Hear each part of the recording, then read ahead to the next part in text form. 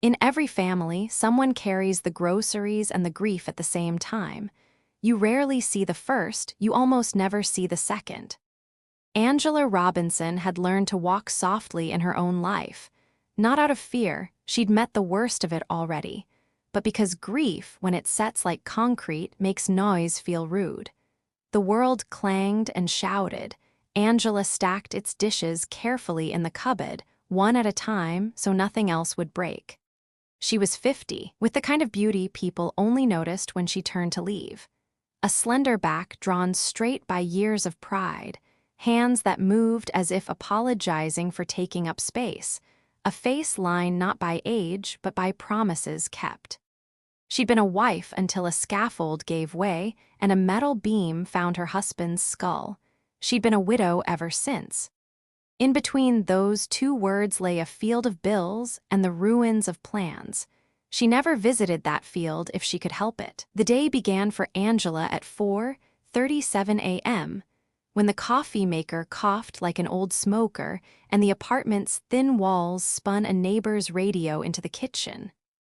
Newscasters were arguing about a storm headed up from the Gulf.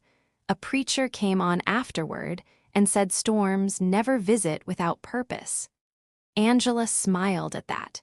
She knew better. Some storms arrive just to remind you how small your umbrella is. She wore a Navy uniform for her morning shift at the hospital cafeteria, name tag cracked, hem tidied with a careful row of hand stitches, and lace shoes from the discount bin that squeaked on linoleum as if they were afraid of being found out. After that came the school crossing, yellow reflective vest, whistle, palmed wave at the fourth graders who trusted her more than the traffic light ever had. After that came the motel on 5th and Brighton, where she cleaned rooms rented by the hour and sometimes met eyes in the hallway that looked away too quickly. 3 jobs, 3 uniforms, 1 woman and 2 children holding onto her like she was the only branch above high water. Marcus, her son, was 22 and home for the semester from the city law school that charged per photocopy and per dream. He had his father's shoulders and a habit of turning questions into statements. You should rest. You can't keep this up. I'm going to get a job and help. He loved his mother the way sons do, by getting angry at her sacrifices, by promising big, by pacing the kitchen with his textbooks under one arm like some courtroom was calling his name. Jasmine, 17, would sit at the chip table with a biology workbook and a half-peeled orange, filling index cards with Latin names as if they were prayers. She told anyone who asked, no one did, that she planned to be a doctor. In the margins of her notes she drew hearts with valves and arteries, not the cartoon kind but the real thing, muscular and stubborn and inconveniently placed. I'll learn how to fix them, she would say. Angela always said, baby, some hearts you fix with time, some you fix with kindness. Doctors just get the credit.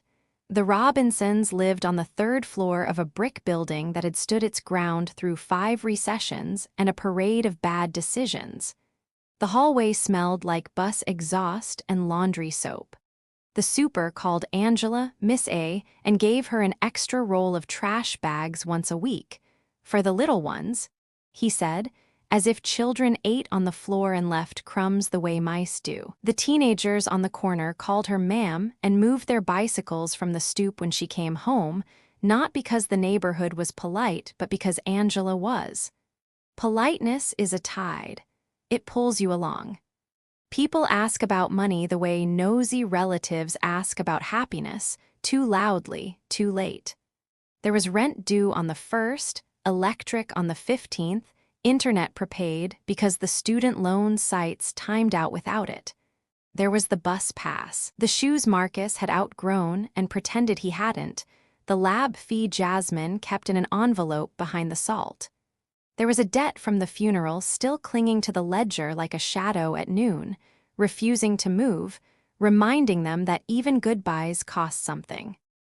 At church, the ladies in white gloves and sensible heels told Angela she was such an example. She accepted the compliment the way you accept a casserole you didn't ask for, gratefully, with a plan to eat it slowly so it lasts. The Sunday after the scaffold fell, Pastor Dorsey dropped his voice and said, "Sister Angela, God doesn't give us more than we can bear." She had nodded because grief makes liars of the kindest people. Later in the quiet, she told God privately that he had overestimated her. Still, she divvied herself across the day like a pie at a big table. Marcus got the morning, eggs, toast, a lecture about sleeping past 8. Jasmine got the afternoon, questions about admissions essays, a braid redone in the mirror, laughter rising when the braid slipped and both of them had to start again. Her employers got the hours in between. The night got whatever was left. On a Tuesday that tried to pretend it was a Friday, the cafeteria line surged as if the whole hospital had craved meatloaf at once. Angela moved like a dancer, left hand replenishing the trays, right hand refilling the gravy boat, smile set on low so it would last. A resident with a practiced frown muttered about his schedule. A janitor with bleach on his elbows told a joke that made his own eyes water with delight. Angela said to both in the same voice, "Honey, it'll pass." At the crosswalk, wind fought her vest and made the whistle skip. She held a palm up to a delivery truck that thought painted stripes were a suggestion. The fourth graders, faces round and serious in hoodies, hopped across the paint like it was a river of lava. One little boy, Daryl, with a cowlick that never lay flat, asked if she had children. "Two," she said, placing her palm gently on his back as he crossed. He looked impressed, as if she'd announced a superhero origin story. "Do they listen?" he asked. She laughed. "Sometimes they hear me. Listening is overtime." In the motel, room 212 smelled like citrus cleaner and an argument. On the television, someone laughed too loudly to be real. In the bathroom, someone had tried to wash away a story and failed. Angela worked from the corners, just like she always did. Corners are where the truth collects. She folded towels into crisp thirds and left the tiniest triangle at the end of the toilet paper roll, because people need ceremony even when they pay by the hour. When she opened her locker after the shift, she found a flyer wedged between the vents, notice of rent increase. The numbers were frank and merciless. The signature at the bottom was new, a management company that pronounced the neighborhood differently when it talked to investors. Angela slid the paper into her bag without looking at it again. Some things you put off reading the way you put off rain. It will come whether or not you watch the sky. At home, Marcus was at the window squinting toward the street, phone in his hand like a burning coal. "Ma," he said without turning, "I can take a semester off. There's a guy at the loading dock, union job, decent pay. I can help for real." He sounded braver than he felt. Angela touched his shoulder and felt the knot there, a rope of worry pulled too tight. "You're going to finish what you started," she said. "Your father loved beginnings. I promised him I'd protect endings." Jasmine, stretched on the rug with flashcards and a playlist of rain sounds, looked up and said, "I can apply for the state scholarship, Mom. MS, Bennett says I have a shot." Angela's mouth made a shape between pride and apology.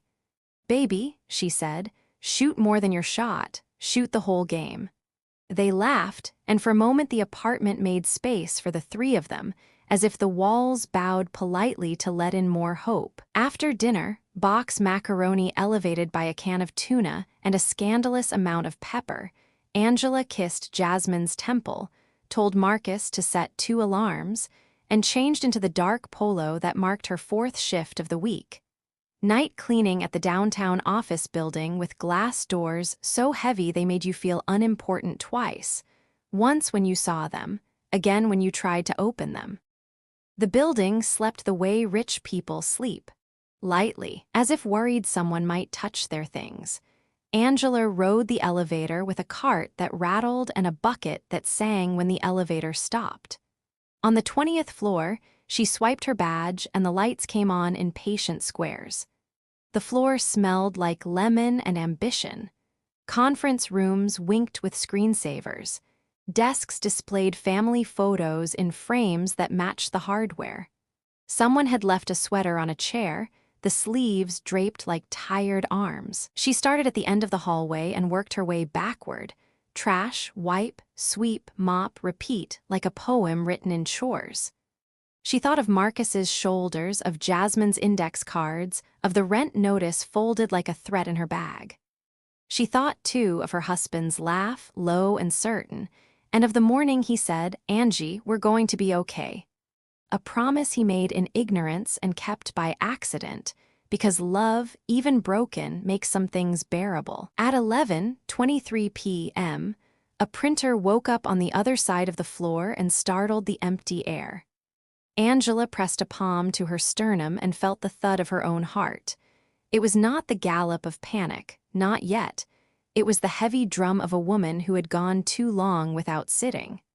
She put the mop handle back in the yellow bucket and shook her hands as if the day could be flung off like water. There is a kind of tired that sleep can't touch. It lives in your bones and asks for payment in interest. Angela had been paying for years. She took 2 steps toward the janitor's closet where the stool waited, 6 inches of mercy, and the hallway tilted a degree, maybe 2, the way the world tilts on a ferry when someone moves too quickly to one side. She reached for the wall and found only glass. The city beyond it swam with lights, small and judgmental. Her breath went thin. The mop bucket rolled. The printer, satisfied, went quiet. "Just a minute," she told no one. The words came out small, like loose change.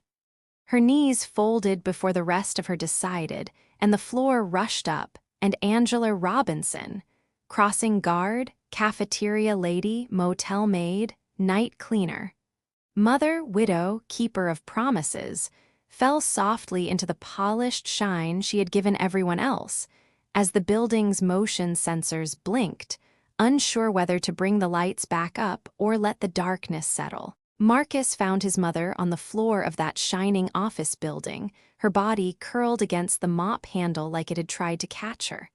By the time the paramedics arrived, Angela was awake again, embarrassed, brushing their hands away with a muttered, "I'm fine, I just got lightheaded."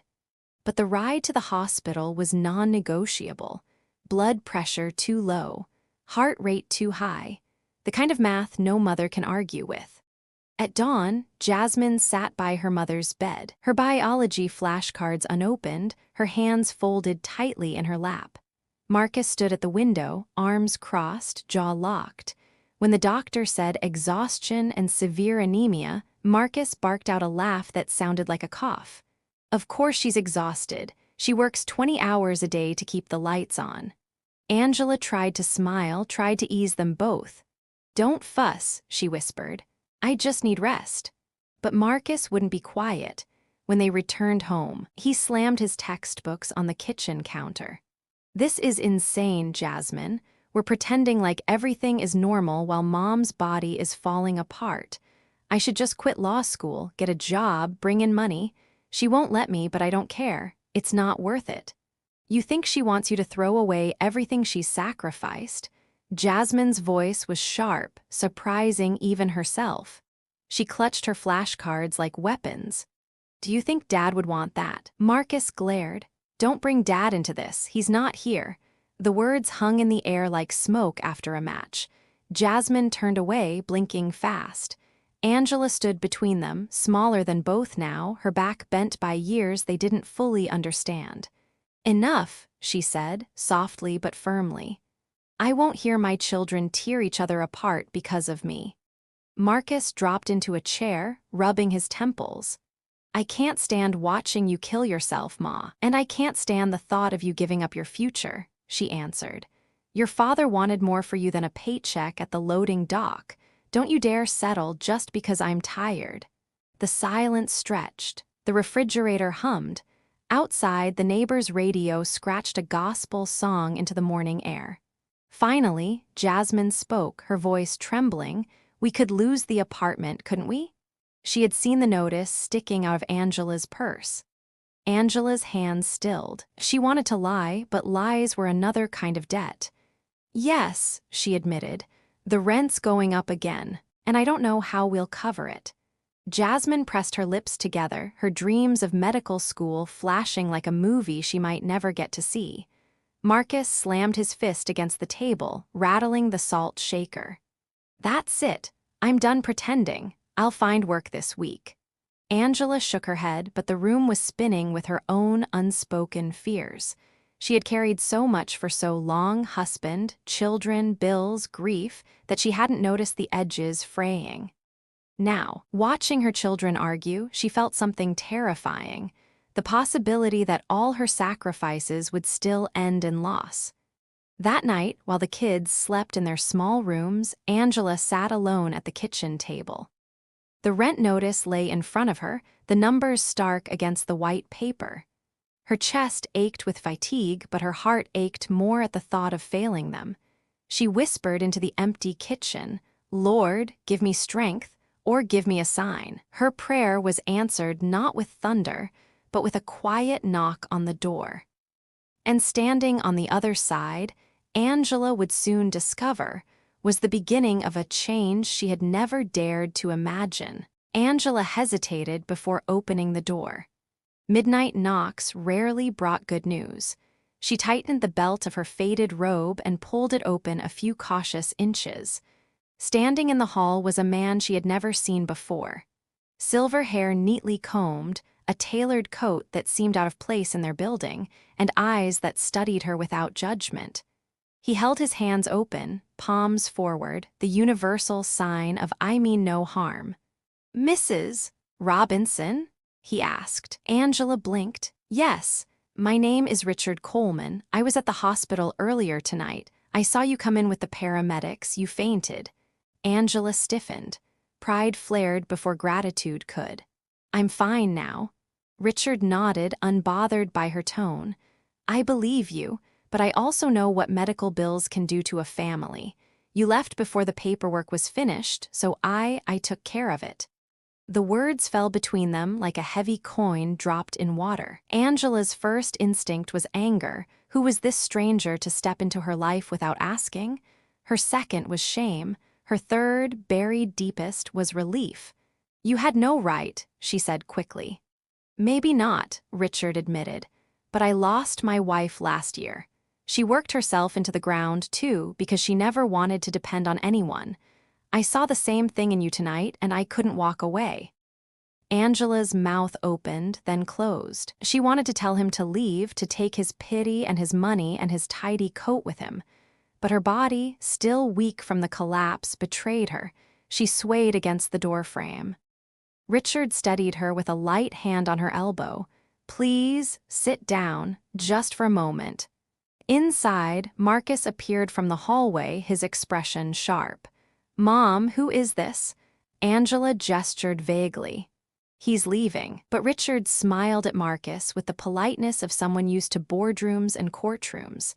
"I'm a friend. Not yet, perhaps, but maybe." He looked back at Angela. "I don't want anything from you. I simply know what it means to fight alone." Angela wanted to push back, but Marcus was staring at her, worry written across his face, and Jasmine had woken, rubbing her eyes, clutching her blanket. For one strange moment, all four of them stood together in that small kitchen, a family interrupted by a stranger who didn't look like he belonged, but somehow didn't look wrong either. Richard set a card on the counter. "If you ever need work, honest work, better than the shifts you're juggling, call me. My company always has room for people who know the meaning of responsibility." Angela didn't touch the card. She folded her arms. "I don't take handouts." "It's not a handout," Richard replied. "It's a door. You decide whether to walk through it." With that, he nodded to Marcus and Jasmine, then let himself out. The apartment grew still again, but the air felt different, as if a draft had crept in with him and lingered. Jasmine padded to the counter, picked up the card, and read it aloud. "Coleman Logistics, President and CEO." She looked at her mother with wide eyes. "Mom, he's somebody."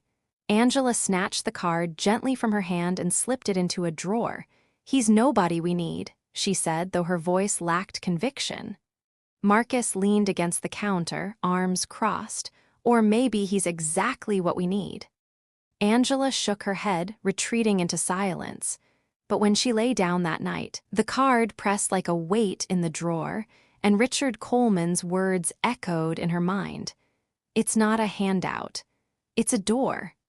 And Angela, though she would not admit it, was starting to realize how tired she was of standing in locked hallways. Marcus didn't wait long to press his case.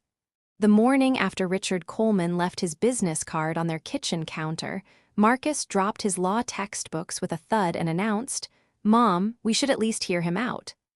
Angela was washing dishes, her hands submerged in soapy water, the sound of ceramic knocking together filling the silence. She didn't look up. "We don't know that man. People don't hand out help for free, Marcus. Everything costs something." Jasmine, sitting at the table with her cereal, perked up. "But maybe he's just nice. Not everyone is trying to trick us." Angela finally turned, her eyes weary but sharp. "When you've lived long enough, baby, you learn nice is usually the mask people wear before they take what you have left." Marcus frowned. "Or maybe you've lived so long carrying everything on your back that you can't believe someone would actually want to lighten the load." The words landed like a slap. Jasmine's spoon froze midair. Angela's mouth parted, but no answer came.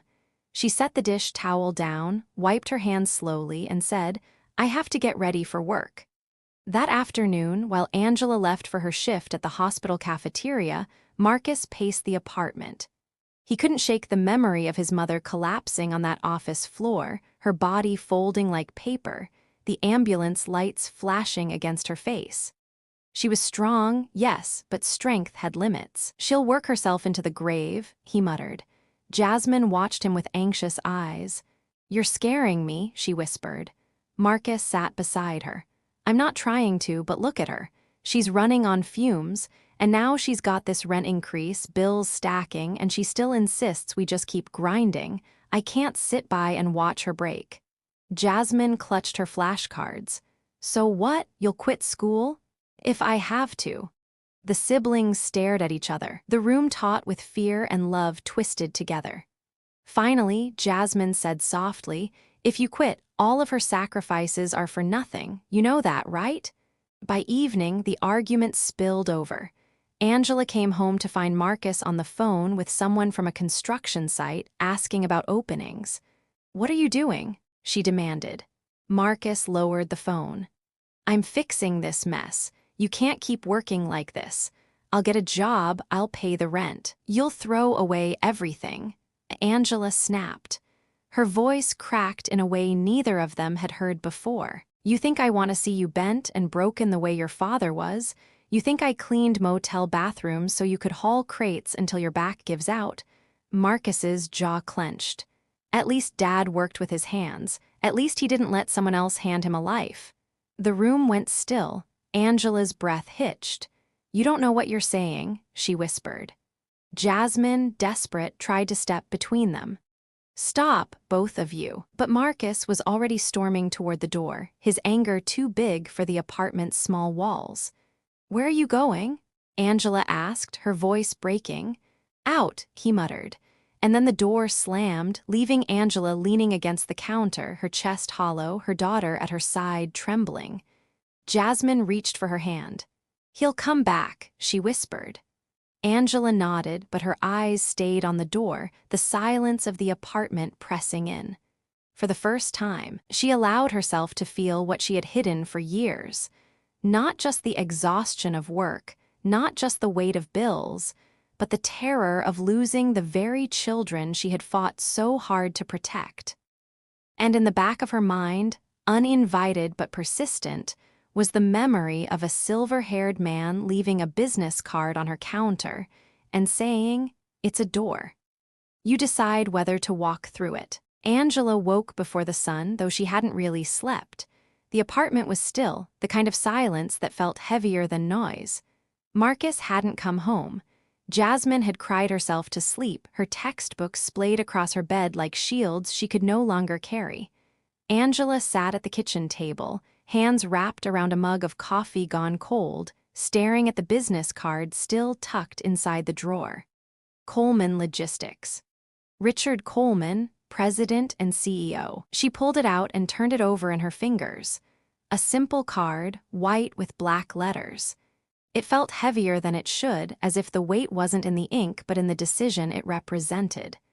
When the church bells down the street began their low morning toll, Angela, dressed in her best blouse, still faded but neatly pressed, and walked out into the crisp air. She needed quiet. She needed to think. The small Baptist church on Elm Street had been her anchor since the funeral. She slipped into the last pew, the wood smooth from decades of faithful hands. The pastor wasn't there, only the faint echo of yesterday's hymn still hanging in the rafters. Angela bowed her head, whispering words she had repeated so often they almost felt worn thin. "Lord, I've carried all I can carry. If there's another way, show me." A voice startled her from behind. "Sometimes the answer isn't in the prayer, but in what you do when you stand up." She turned. Richard Coleman stood at the end of the pew, his overcoat folded neatly over one arm. Angela stiffened. "Do you follow me now?" Richard smiled faintly, not offended. "No, this is where I come too. My wife sat in that very pew when she was sick, said the sunlight hit differently here." He gestured toward the stained glass window spilling red and gold across the floor. Angela looked back down at her hands. "You shouldn't have paid my bill." "I don't regret it," he said simply, "but that isn't why I'm here." He slid into the pew, leaving space between them. "You're a capable woman, Mrs. Robinson, but even the strongest horses break down when they're yoked to too heavy a load." Angela exhaled, her throat tight. "Don't talk like you know me." "I don't have to know every detail," Richard replied gently. "I saw your son's face when the doctor spoke. I saw your daughter's hands shaking as she clutched yours. That's all I need to know. You're not just carrying yourself, you're carrying them." Angela's eyes brimmed, but she refused to let the tears fall. "They are my life." "And that's why you have to let someone stand beside you," Richard said. He reached into his coat pocket and pulled out a folded sheet. "I have an opening at my company, logistics manager. It's not glamorous, but it's steady, decent hours, good pay. You'd supervise shipments, scheduling, things you already do every day for your family, just with a different label." Angela stared at the paper. "Why me? You could hire anyone. Because you already know how to manage scarcity, how to make $3 stretch like 30, how to keep order when chaos is knocking at your door. My people can crunch numbers, but they don't understand responsibility the way you do." She shook her head, fear and pride wrestling inside her. "I don't take charity." Richard's voice softened. "This isn't charity, it's work. Honest work. The kind that lets your children see their mother come home before midnight, still standing tall. Don't decide now, just think." He placed the paper on the pew between them, rose, and with a courteous nod, walked out into the brightening morning. Angela sat motionless, staring at the job offer. The sunlight through the stained glass painted her blouse in shades of fire and gold. For the first time in years, she allowed herself to imagine a different life, not one free of struggle, but one where she didn't have to collapse to prove her strength. And though she told herself she was only thinking, deep down Angela knew.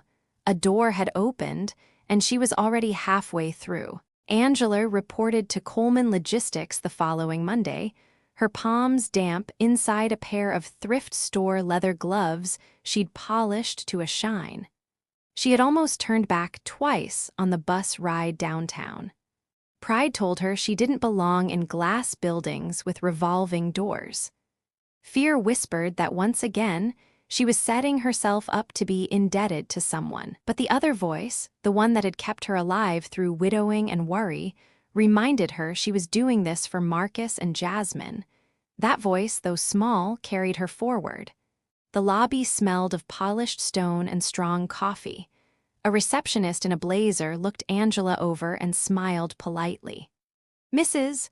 Robinson, Mr. Coleman is expecting you. Elevator to the 12th floor. Angela smoothed her blouse, nodded, and stepped into the elevator. As the floors climbed, so did her heartbeat. Richard greeted her with the same even calm he had shown in church. "I'm glad you came." He offered his hand, but Angela hesitated before shaking it. "This isn't charity," he reminded her gently. "This is a job. You'll earn every penny."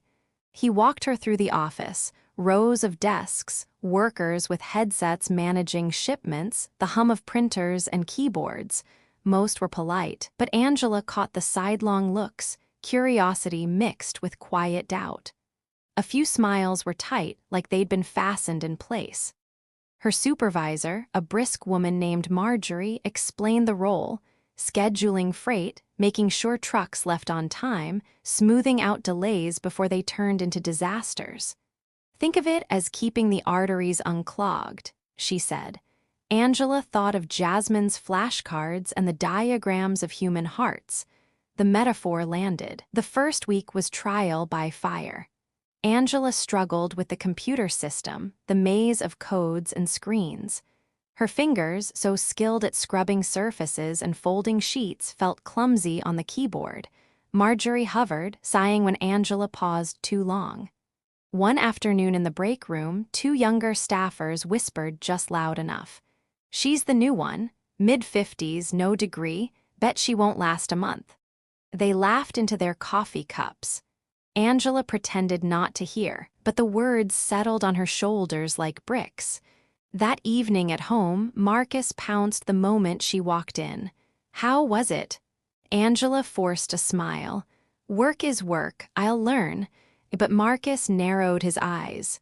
"You don't look convinced." "I don't need to be convinced," she replied, setting her bag down. "I just need to show up." Jasmine slipped her arm through Angela's.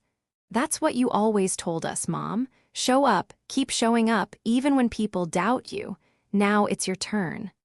Angela kissed her daughter's forehead, grateful for the words she herself had once planted in her children, now returning to her like a harvest. Yet the doubts lingered. At church, women asked too many questions about her new boss. At the market, neighbors teased, half-joking, about whether Angela had landed a sugar daddy. Each laugh was a sting. That Friday, after an exhausting day where 3 shipments nearly collapsed under misfiled paperwork, Angela sat in her supervisor's office expecting to be scolded. Instead, Richard appeared in the doorway. "How's our new manager?" Marjorie frowned. "Still learning the ropes. A bit slow with the system." Angela braced for dismissal, but Richard only nodded. "The system will come. What I need to know is, are the drivers leaving on time?" Marjorie hesitated. "Yes, actually." "That's what matters," Richard said, turning to Angela. "You understand people, Mrs. Robinson. The rest is buttons and screens. Don't let the noise get to you." For the first time that week, Angela walked out of the office standing taller. She still heard the whispers. She still saw Marcus's frustration, Jasmine's quiet worry. But she also carried Richard's words with her. "Don't let the noise get to you." And late that night, when she laid her head on the pillow, she realized something startling. She wasn't thinking about rent notices or overdue bills. She was thinking about possibilities. Which, for a woman who had lived for years on survival alone, felt like a dangerous, wonderful thing. By the second month at Coleman Logistics, Angela had learned the system well enough to move through screens without trembling at every keystroke. She still kept a notebook at her side, pages filled with her tidy handwriting, schedules, reminders, acronyms she was too proud to ask about twice. Her colleagues no longer laughed out loud, but the glances lingered. The whispered "she's the charity hire" carried across hallways like drafts of cold air. Angela bore it silently. She had lived with worse whispers, after her husband's accident, after every missed payment, after every food stamp card pulled from her wallet. People's opinions were just whined, but the storm at home was harder to ignore. Marcus came back late most nights, circles under his eyes, his law books unopened. Angela noticed the new friends, young men with restless eyes and restless hands, waiting for him downstairs near the corner store. She wanted to ask questions, but every time she tried, Marcus brushed her off. "Don't worry about me, Ma. Worry about yourself." One Tuesday evening, Angela stopped at the market on her way home. As she stepped out into the parking lot, she saw Marcus leaning against a car with those same boys. One of them passed him a small folded packet. Angela's breath caught. She knew the look of trouble when it passed hand to hand. "Marcus!" Her voice cut across the lot. He flinched, stuffing the packet into his jacket. The others drifted away like smoke, muttering. Marcus turned, anger flushing his face. "Ma, what are you doing here?" Angela marched up to him, her grocery bag swinging at her side. "I should ask you that. What's in your pocket?" "Nothing." He shoved his hands deep, eyes darting away. "Don't lie to me." Her voice shook, not with fear but with a mother's fury. "I didn't break my back all these years for you to get dragged down by street garbage."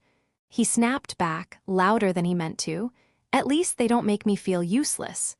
The words cracked through Angela like glass shattering. For a moment she saw not her son, but her late husband's shadow, tired, frustrated, cornered by a world that offered too little and took too much. She steadied her voice. "You are not useless, but you will be if you throw away everything we've worked for." Marcus's jaw clenched, but his eyes glistened. He turned and walked off into the night without another word. When Angela finally reached the apartment, Jasmine was waiting at the window, worry etched into her young face. "Was that Marcus I heard?" Angela set the groceries down, her hands trembling. "He's lost, baby. He's hurting." Jasmine's voice cracked. "What if he drops out? What if he ends up like—" She stopped, swallowing the word dad. Angela pulled her close, stroking her hair. "We won't let that happen." But in her heart, Angela knew she couldn't hold Marcus by sheer will alone. The boy was slipping, pulled by disappointment and temptation. And for the first time, she admitted something she had resisted for months. She might need Richard Coleman's help again, not just to carry her load, but to save her son from being buried under his own. The next morning at work, Angela sat at her desk staring at the company directory. Her finger hovered over Richard's extension. Pride fought against fear, against love. Finally, she picked up the phone. "Mr. Coleman, it's Angela. I need to ask you something personal." Richard didn't hesitate. "Come to my office after your shift," he said, his voice calm but firm. "Whatever it is, we'll talk it through." Angela nearly hung up before the words settled. "We'll talk it through." No one had said "we" to her in years. That evening, she stepped into his office, clutching her bag like a shield.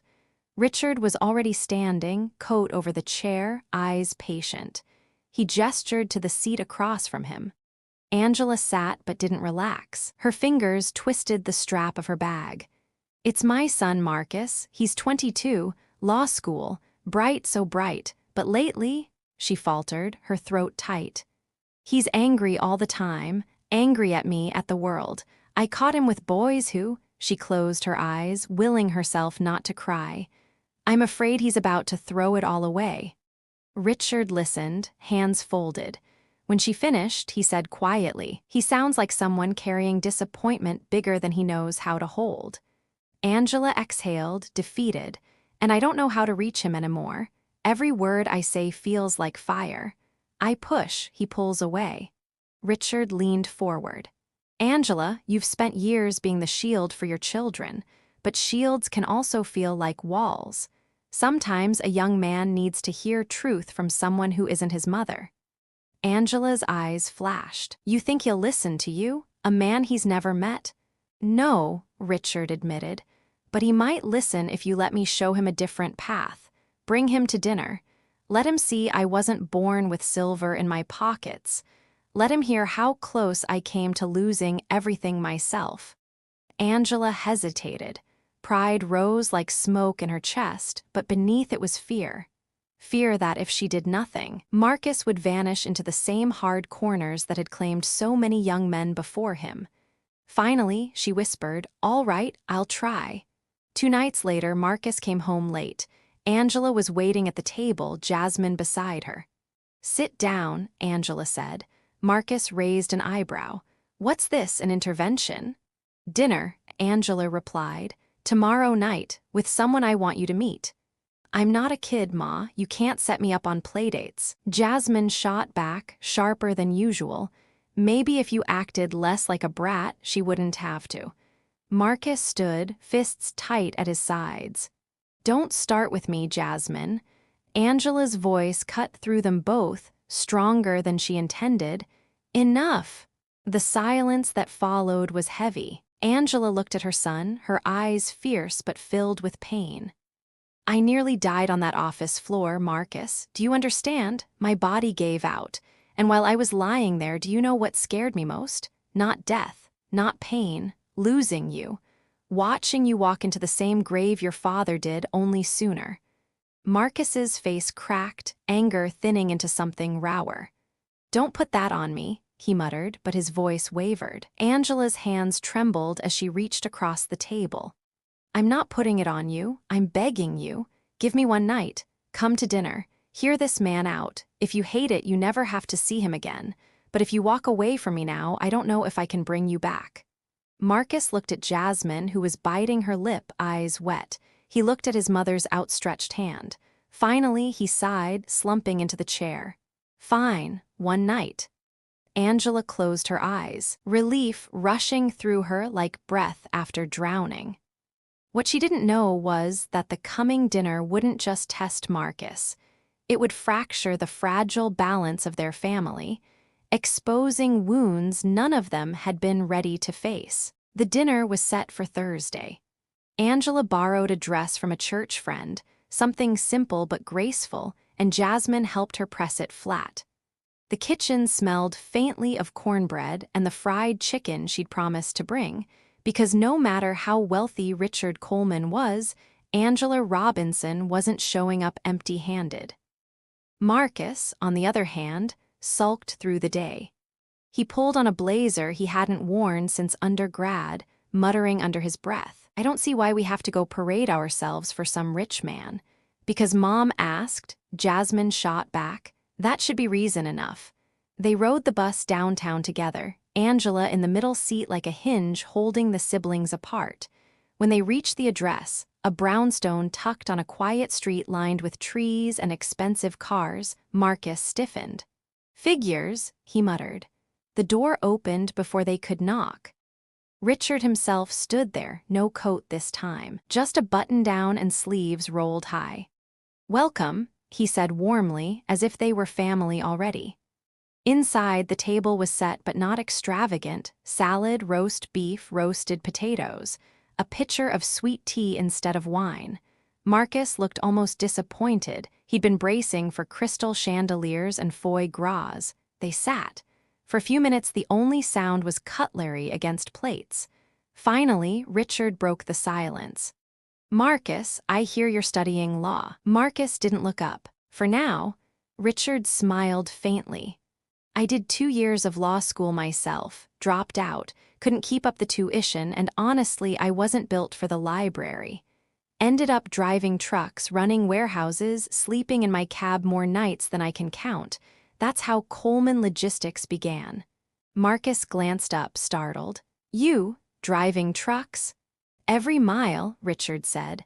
"I wasn't born in a boardroom. I was born in a steel town in Ohio. Black coffee, cold winters, broken windows. The only difference between me and half the boys I grew up with is that I kept getting back up after every mistake. They didn't." Marcus's fork stilled. For the first time, his defensiveness wavered. Angela watched quietly, her heart beating faster. Richard leaned forward. "Your mother tells me you're thinking of leaving school." Marcus bristled. "She shouldn't have told you that." "Maybe not. But she's scared, and I don't blame her. The world out there doesn't forgive young black men who lose their way. It doesn't give second chances easily. Law school is hard, yes, but the streets are merciless, and they don't lead where you think they will. The words landed heavy. Marcus shifted, his jaw tight, but his eyes betrayed him. Angela reached out, placing her hand gently on his arm. I can't lose you, baby, not after everything. Something inside Marcus broke. His shoulders sagged, his face bent toward his plate. His voice cracked. I just feel like I'll never measure up. Dad worked himself to death and still left us with nothing. You're killing yourself too, Ma. What if I put in all this effort and it still doesn't matter? Angela squeezed his arm, tears burning in her eyes. It matters because you're here. Because every time you stand up, every page you read, every test you take, you're proof that none of it was wasted. Jasmine reached across the table and grabbed her brother's other hand. We need you, Marcus. Don't disappear on us. For the first time in months, Marcus didn't pull away. He looked at his mother, at his sister, then at Richard. His eyes glistened, but his voice was steadier.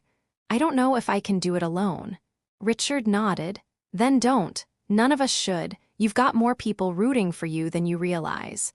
The meal ended quietly, but something had shifted. Marcus walked out of that house not fully convinced, but lighter. Angela, watching him walk between her and Jasmine on the way home, felt the first fragile threads of hope weave themselves back together. Still, she knew, this was only the beginning of the fight. And sometimes, the fiercest battles weren't against the world, but against the voices inside your own home. Sunday morning came with pale winter light spilling through the thin curtains of their apartment. The three of them sat together at the kitchen table, Angela with her hands wrapped around a chipped coffee mug, Jasmine scribbling in the margins of a scholarship essay, Marcus quiet but present. That, in itself, was progress. Angela studied her son.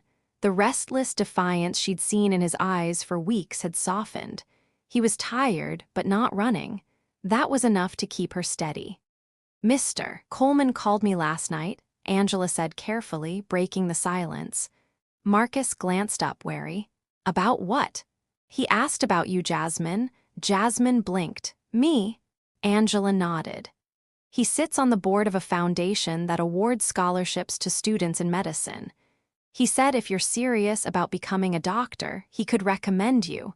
It wouldn't be money handed over, it would be earned through essays, interviews, grades, but he could open the door. Jasmine's pencil slipped from her hand. A scholarship, Marcus frowned. So now we're just letting him run our lives? Angela held her son's gaze, firm but calm. He's not running anything, he's offering chances. Chances your father and I never had. She looked at Jasmine, her eyes softening. Baby, you've dreamed of wearing that white coat since you were 9. This could be your path. Jasmine pressed her palms together as if in prayer. I don't even know what to say. Say yes, Angela whispered. Marcus pushed back from the table, restless. It's too much. First he hires you, then he's trying to play savior for Jasmine. What's next? He moves in with us. Stop, Angela said sharply. The authority in her tone silenced him. Don't mistake kindness for control. I've worked too hard to let bitterness rob us of help when it's freely given. Marcus's mouth tightened, but he didn't argue. Instead, he turned his face toward the window, blinking hard. That evening, Richard invited them all to his home again. This time the table was larger, the meal a little warmer, roast chicken, mashed potatoes, green beans cooked with garlic. But the difference wasn't in the food. It was in the way Angela walked in without feeling like an intruder. Over dinner, Richard spoke not of business but of beginnings. How he had once slept in the cab of his truck, eating peanut butter sandwiches every day. How his wife, a school teacher, had reminded him that success wasn't money but legacy. What you leave behind in your children, that's the wealth that matters, he said, looking directly at Angela. Jasmine listened with wide eyes, her fork forgotten. Marcus picked at his plate, skeptical but not openly combative. When the meal ended, Richard pulled an envelope from his jacket and slid it toward Jasmine. This is the scholarship information. Application deadlines, requirements, the works. It's not mine to give, it's yours to earn. But I'll write a letter on your behalf. The rest is up to you." Jasmine's hands trembled as she took it. "Thank you, sir." Richard smiled. "Don't thank me yet, just promise me you'll chase this with everything you have." She nodded, eyes glistening. Angela sat back, her chest tight. For years she had carried the family like a pack mule, every bill, every burden, every sacrifice loaded onto her shoulders. Now, for the first time, she felt the weight shifting. Not vanishing, but shared. Later, walking home through the cold night air, Jasmine clutched the envelope to her chest like a sacred relic. "Mom, this is real. This could actually happen." Angela squeezed her daughter's hand. "It will happen." Behind them, Marcus trudged silently, hands shoved deep into his pockets. But when they reached the apartment, he stopped at the door, looking at both of them. "If she's going to fight that hard for her dream," he muttered, "then maybe I can fight a little harder for mine." Angela's throat caught. She wanted to hug him, but instead she placed a steady hand on his back. "That's all I've ever wanted, baby, for you both to fight for something worth winning." And as the three of them stepped inside together, Angela realized she was no longer only surviving. For the first time in years, her family was beginning to live. Spring arrived quietly that year, softening the edges of the city that had always seemed so harsh. Angela Robinson woke to sunlight spilling across her modest kitchen, the smell of coffee filling the air, and the faint sound of Jasmine humming over her textbooks. The apartment felt lighter. Not bigger. Its walls were still thin, the floor still creaked, but lighter, as if the very air inside had learned to carry joy again. Jasmine had just received her acceptance letter for a prestigious pre-med program, with a scholarship package that stunned them all. She had clutched the letter so tightly her hands shook, tears slipping down her cheeks. Angela had cried too, the kind of tears that felt like laying down a burden you never thought you'd put down. Marcus was different too. He still wrestled with doubt, but after the dinner with Richard, something had shifted in him. He showed up to his classes with more focus, less anger. Sometimes Angela caught him late at night at the kitchen table, head bent over his case briefs, lips moving as if rehearsing arguments to an invisible jury. One evening, he admitted softly, "I don't want to be the reason you carried all this weight for nothing, Ma." Angela hugged him then, long and tight, whispering, "Baby, you were the reason I carried it at all." Richard remained present, not as a savior, but as a steady friend. He never overstepped, never claimed a place that wasn't his. Instead, he gave what Angela had nearly forgotten could exist: respect. He treated her not as a project to rescue, but as an equal, someone whose strength impressed him, someone whose children he admired. At church, the whispers about the wealthy man helping the widow faded. People began to see not scandal, but testimony, a story of what it means to endure loss and still rise again. Angela, for her part, carried herself differently. She no longer bent under invisible weight. She walked upright, her eyes meeting the world without apology. On a bright Sunday, she stood at the small balcony outside their apartment, watching Marcus and Jasmine laugh together on the sidewalk below. Jasmine was showing him the acceptance packet, waving it in the air. Marcus teased her, snatching it away, running down the block while she chased him, her laughter echoing against the brick walls. Angela pressed a hand to her chest. For years, she had feared she would lose them to hardship, to bitterness, to the same kind of accident that had stolen her husband. But now, she saw them running toward a future she had once barely dared to imagine. Her husband's face came to her then, as if carried by the breeze. His smile, his voice, his promise that they would be okay. She whispered to the sky, "They're going to be more than okay. I kept them safe, love. I kept them moving." And for the first time in a very long time, Angela believed it. To everyone who has followed Angela's journey, thank you for walking beside her, for carrying these chapters in your heart. Stories like this are not just about one family, they are about the strength in every parent, every child, every home that fights to hold together when the world makes it hard. May you find light in your own storms, courage in your sacrifices, and joy in the small victories that grow into great ones. From my heart to yours, I wish you health, peace, and the kind of family love that endures all things. Stay safe, and may your homes always be filled with hope.